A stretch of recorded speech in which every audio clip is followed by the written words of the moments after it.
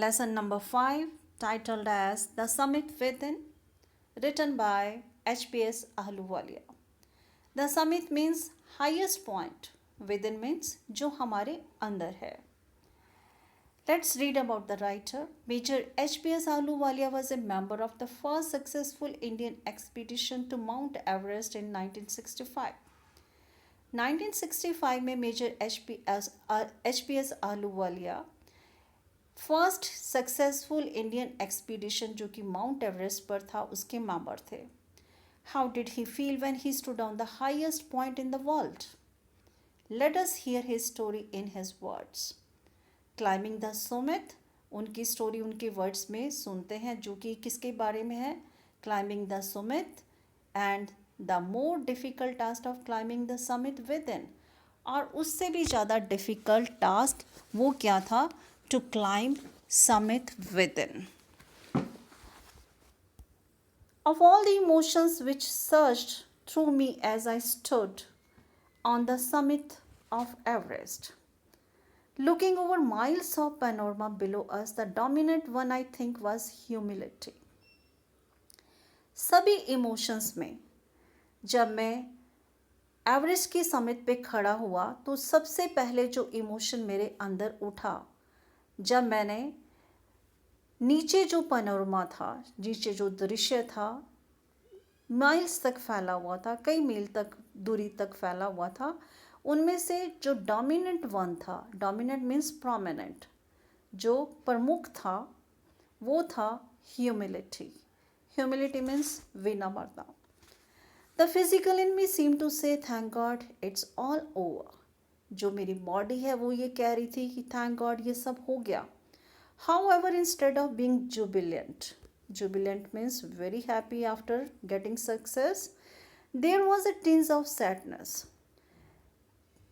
Jubilant feel करने की बजाय एक उदासी के लक्षण नज़र आ रहे थे. Was it because I had already done the ultimate in climbing and there would be nothing higher to climb and all roads hereafter would lead down?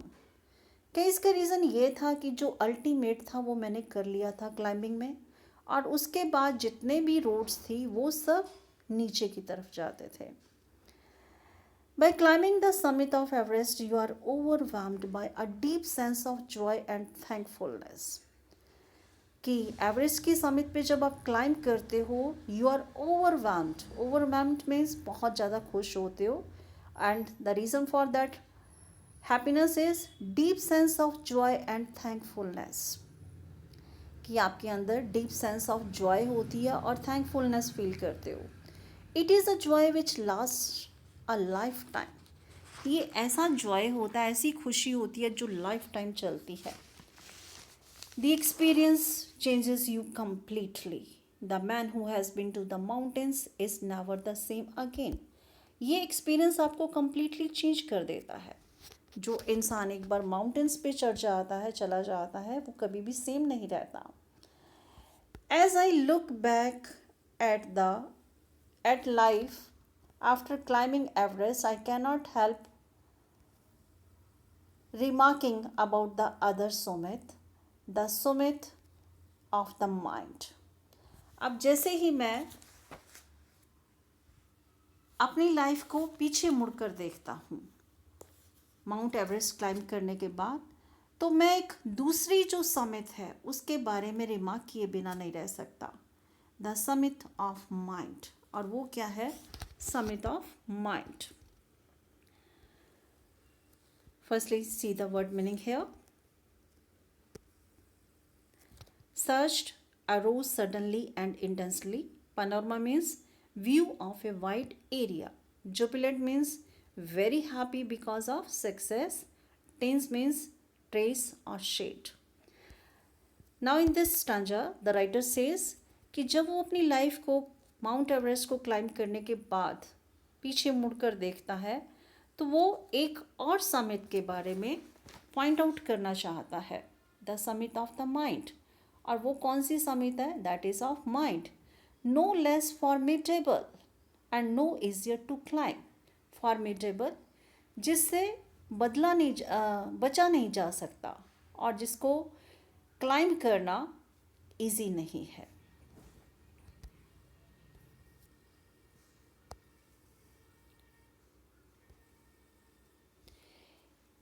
Even when getting down from the summit, once the physical exhaustion had gone, I began asking myself the question why I had climbed Everest.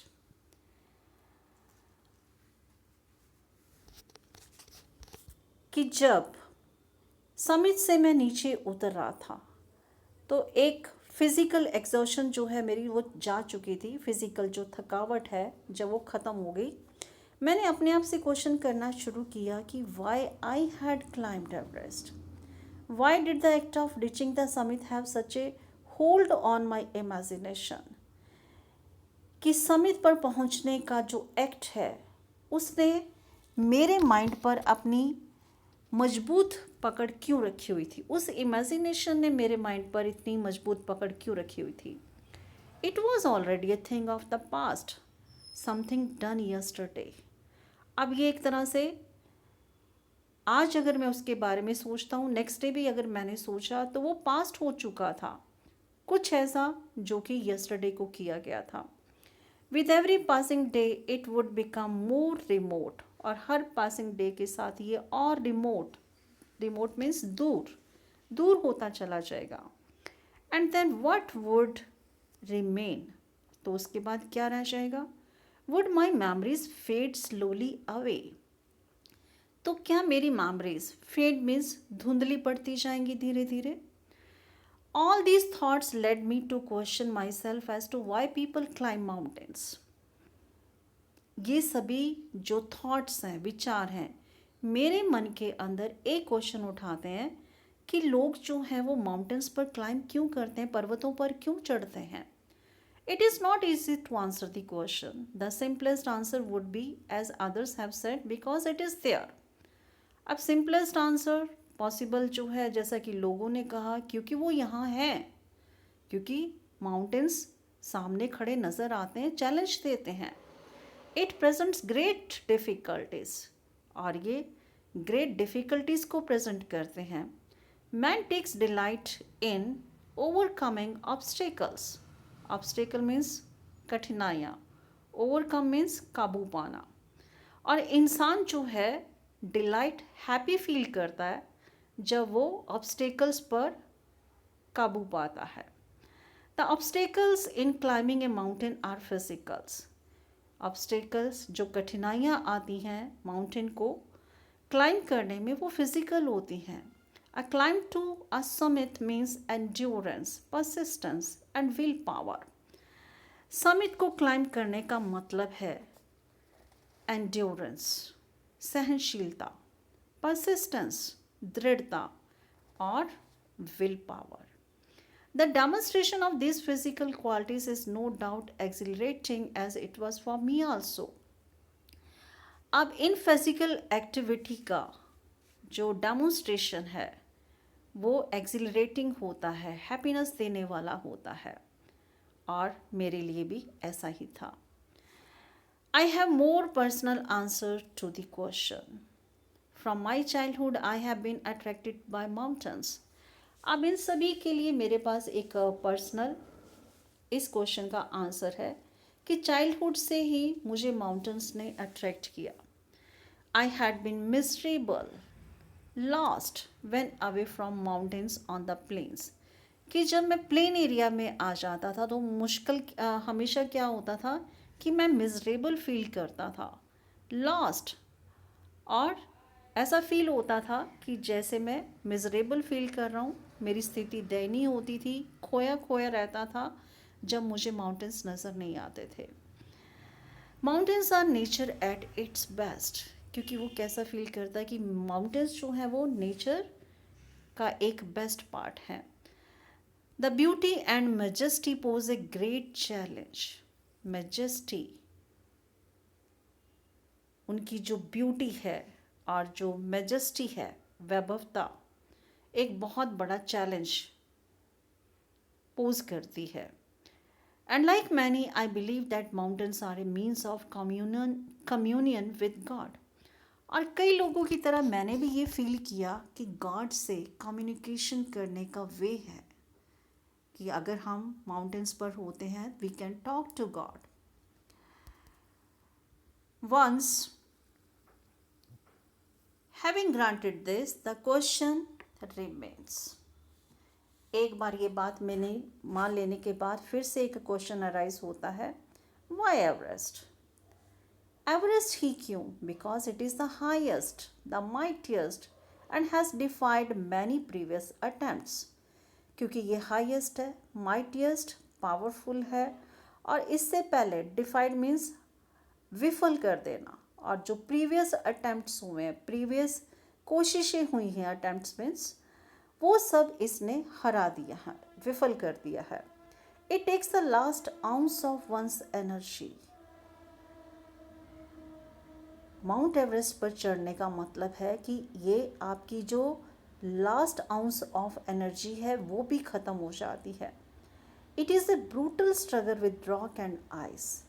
Brutal means जैसे to animals आपस में लड़ते हैं तो उनकी fighting को हम कह सकते हैं ब्रूटल. ये एक तरह से आइस और रॉक के बीच में कठोर संघर्ष होता है. Once taken up it cannot be given up half way even when one's life is at stake. अगर आप एक बार स्टार्ट कर देते हो तो आप हाफ वे में गिवन अप मीन्स छोड़ नहीं सकते, चाहे इसकी खातिर आपकी लाइफ ही क्यों ना चली जाए. The passage back is as difficult as the passage onwards. वापसी का रास्ता भी उतना ही डिफ़िकल्ट है जितना पैसेज ऑनवर्ड्स आगे बढ़ने का रास्ता. And then when the summit is climbed there is the exhilaration, the joy of having done something. और एक बार जब आप क्लाइंब कर जाते हो समिट तो आपके पास खुशी होती है, वो खुशी कि आपने कुछ कर दिया. The sense of battle fought and one.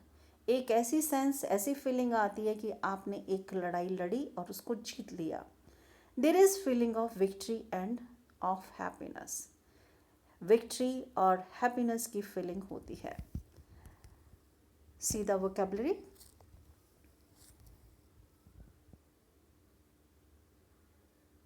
Exhausted here it means fatigue or tiredness. It means थकावट. Exhilarating, very exciting. Communion, state or feeling of close relationship. And defied means frustrated or resisted. Resisted means रोकना. Frustrated according to lesson it means विफल कर देना. Make sentences up to this page of this lesson and read the lesson yourself. Thank you. Have a nice day.